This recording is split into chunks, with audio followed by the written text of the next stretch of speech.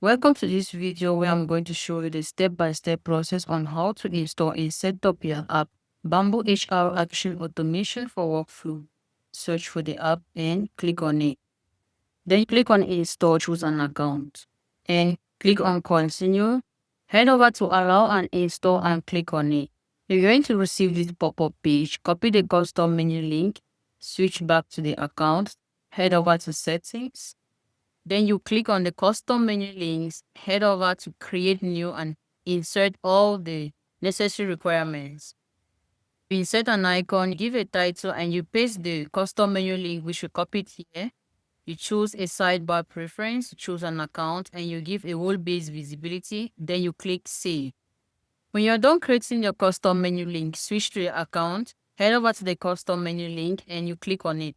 Then you're going to have this interface with all the available apps. Search for the app itself, and you click on Manage. The interface of the app is going to pop up where you have all the necessary credentials such as the documentation. Everything you need to get started with the app is right in here. We have the tutorial video that is going to walk you through on how to get the necessary credentials to set up your app. And we have the app setup as well. Let's walk you through that. Let's head to the account which we've created online. Head to your profile. Click on the available API key. Then add a new key. Give a sample name. And you click on generate the key. Copy the key and you click on finish. Head back to the account.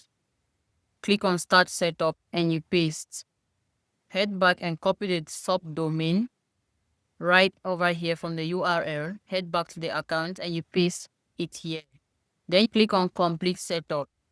The app will be successfully set up and configured. We have the support center where you'll be able to create a ticket and book a call with the support team. Another interesting feature, which is the changelog feature, that is going to enable you to track all the updates and improvements made on this specific app. To receive emails, toggle on the email notification button, insert your email and click on the subscribe button. You've learned how to install and set up your app. Our support team is available for more guides and tips.